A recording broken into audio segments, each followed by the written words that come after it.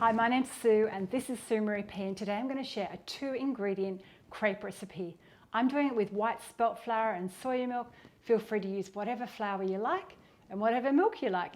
You could also do it with water. It tastes pretty good, but I think the milk version is much better. First step, and the secret to a good crepe, is having a non-stick crepe pan. I recently bought this one. It's a 24 centimetre one from Ikea and it's fantastic. I'll pop the link below in the description. I would highly recommend buying one. It's not too expensive. So we need to get that quite hot, kind of medium to hot level. So on my portable induction hob here, I'm going to set it to level P4. If I'm using my induction hob over at the cooktop, it's about a 6 or 7 level. Experiment at home, but it's better to have a hot pan so the crepe batter doesn't stick to your pan.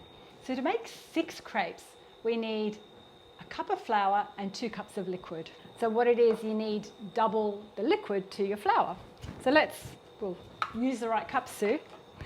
So let's put our flour in here. So that's 1 cup of flour, and that's about 150 grams, depending on what flour you're using.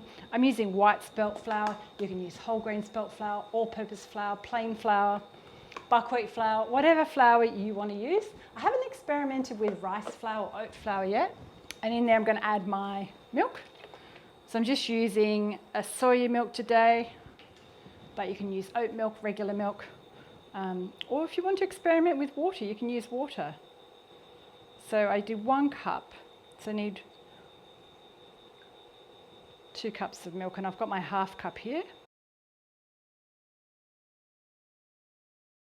And we're going to use our half cup to pour in the batter.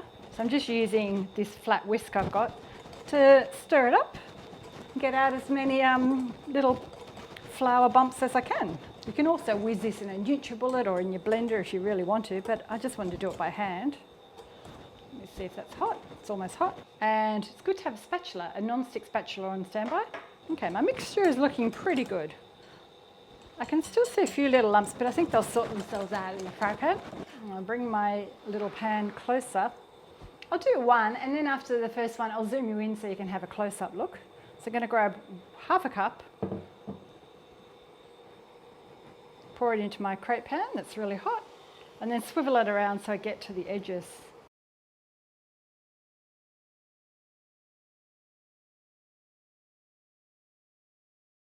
Not sure if this is the correct French way. Let me zoom you in so you can see a close-up. So it's a nice action shot close-up. Can't see my face, but you can see the important part, the crepe. And I'm going to wait till there's all these bubbles appearing, and it'll start curling up, hopefully on my sides. And then that'll be ready.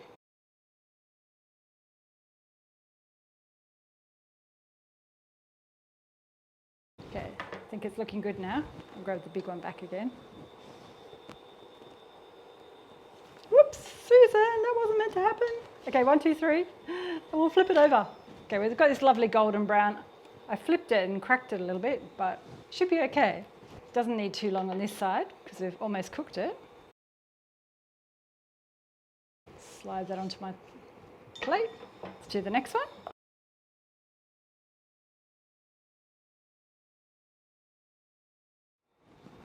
I'm on the home stretch, just cooking the last one. The last one ended up being a little bit smaller because I think I was a bit generous in the beginning with the others. But look at that. Look at my stack of 2-ingredient crepes. Perfect to have sweet or savoury. If you wanted to add a little bit of salt, you can add salt to the batter if you're doing them savoury, or if you want to add a little bit of sugar. I don't think it needs it. I like having them plain so it's versatile. So if I wanted to add them with a savoury filling or a sweet filling, it's fine. So our crepes are all cooked and they're lovely and light and perfect to have for breakfast. You could have them for dinner or lunch with whatever fillings you like.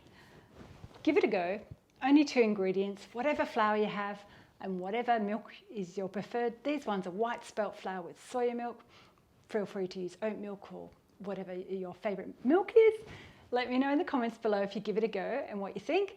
Hit the thumbs up. Don't forget to share it with a friend.